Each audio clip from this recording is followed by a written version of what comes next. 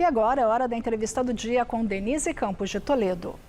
E vamos continuar falando dessa indicação de Gabriel Galípolo para a presidência do Banco Central. Eu estou com Alexandre Chaia, que é economista, professor de finanças do INSPER e diretor da Carmel Capital. Alexandre, boa noite. Boa noite, Denise.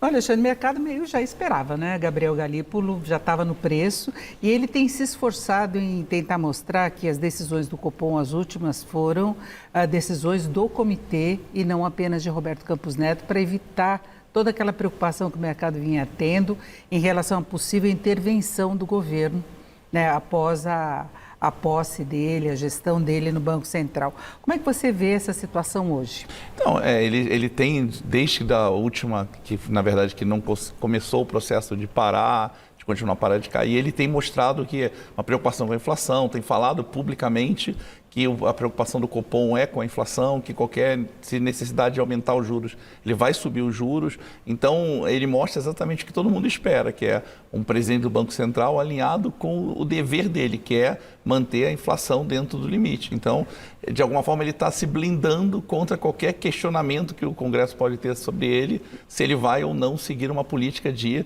buscar a meta da inflação. E poderia ter uma reação negativa do mercado pela própria indicação, porque já houve uma votação dividida entre os diretores indicados pelo atual governo e os diretores antigos. Foi a primeira decisão em relação à redução de ritmo de juros, né, quando se discutiu isso.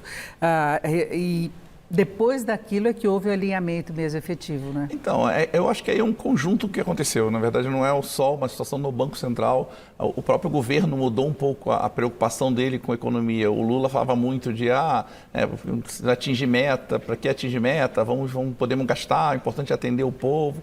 E depois que ele viu realmente que o impacto, que todo esse efeito da divisão do Copom, né, a divisão das pessoas que votaram no Copom, as falas do Lula, isso gerou um dólar disparando, indo próximo a 5,80, gerando um pico de inflação que de alguma forma teria que voltar a ter aumento dos juros, uma perda de emprego, uma desaceleração de investimento.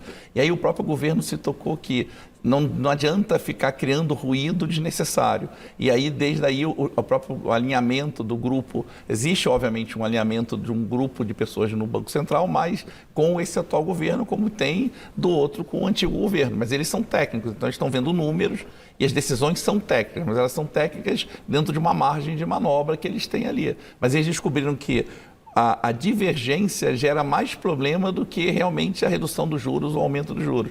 Qualquer grau de incerteza vai fazer com que não tenha investimento, não tenha investidores estrangeiros trazendo dinheiro para o Brasil, as pessoas não entram, contratam, não tem geração de emprego. Então é mais fácil ter uma política mais de consenso.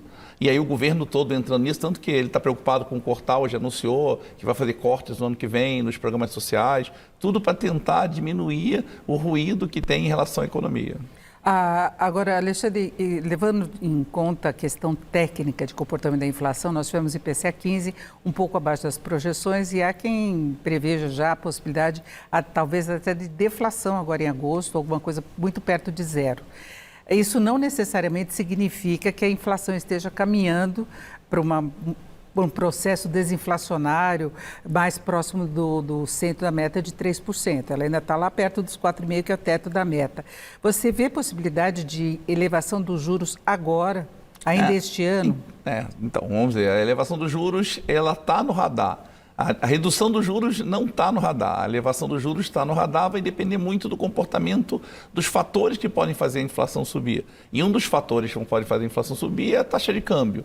Então, se a taxa de câmbio começar a subir outra vez, vai voltar a pressionar a inflação, os preços e aí a inflação como um todo, dependendo do grau de desaceleração da economia, emprego, se o emprego continuar aquecido, isso tudo pode fazer com que haja. Mas, a princípio, tendo um comportamento melhor da inflação, a tendência é o Banco Central se manter dentro da banda, ele não vai estar atingindo o centro, mas está dentro da banda, vai atingir a meta que ele prometeu que atingir e não ter uma necessidade de subir. Mas eu acho que está no radar tanto do Galípolo quanto do próprio Banco Central, que dependendo do que acontecer com os Estados Unidos, de repente não vai ter ou uma crise, como aconteceu no Oriente Médio, ser uma disparada do preço do petróleo, ou uma escassez, um fechamento de rota de de produtos que podem fazer a inflação mundial voltar a subir, como teve na pandemia, isso está no radar de subir. Então, acho que a chance de subir, ela existe, ela não é grande, mas ela é maior, e a de querer de baixar, eu acho que é bem baixa hoje. Voltar a ter queda de juros,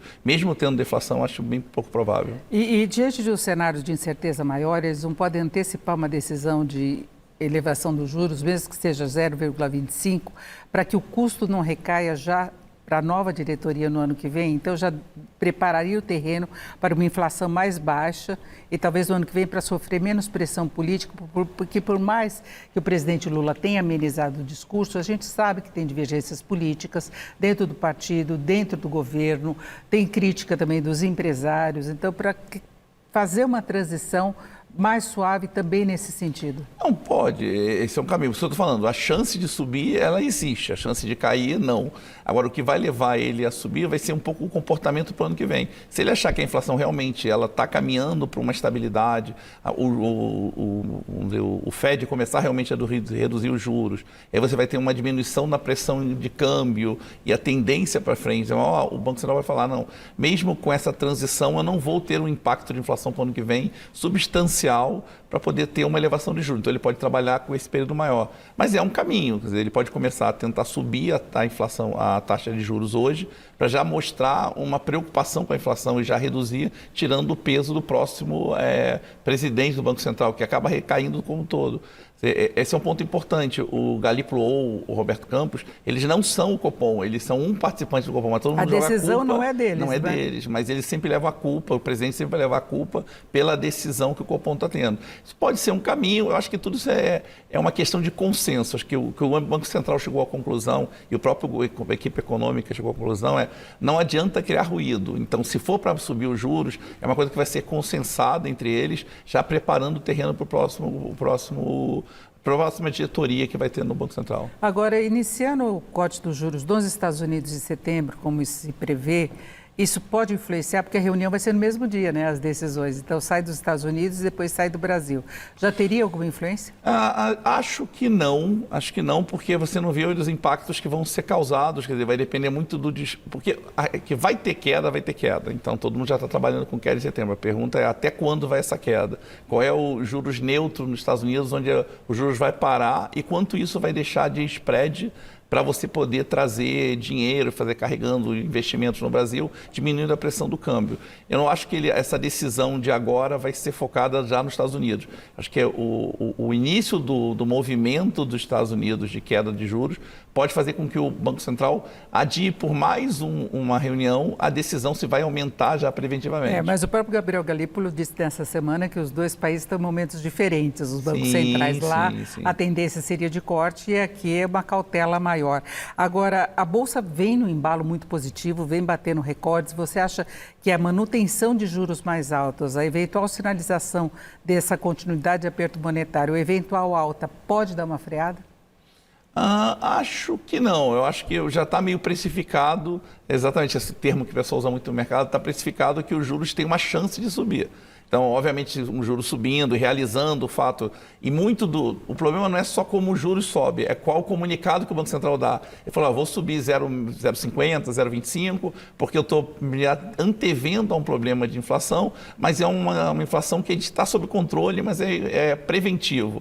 Não, eu estou subindo agora porque eu estou vendo um horizonte muito mais negativo. Isso pode gerar um cenário de alta de juros muito maior, e aí sim a Bolsa vai impactar. Mas dependendo do quanto é o comunicado, de quanto é o aumento, muito provavelmente isso já está no preço da Bolsa, e a Bolsa está tendo uma entrada, como o mundo está voltando para o equilíbrio, os juros estão caindo no mundo, você está tendo uma retomada de investidores estrangeiros, está tendo uma entrada forte de investidores estrangeiros no Brasil, isso tem incentivado o crescimento das empresas no Brasil.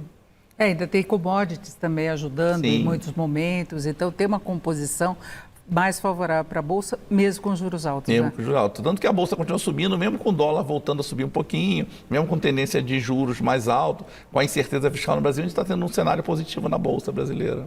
Aí tem a questão técnica também que pesa muito. Bom, eu agradeço a participação do economista Alexandre Chaik, professor de finanças do INSPER e diretor da Carmel Capital. Alexandre, obrigado, muito obrigada. Denise. Boa noite. Uma boa noite. Obrigado. Com vocês.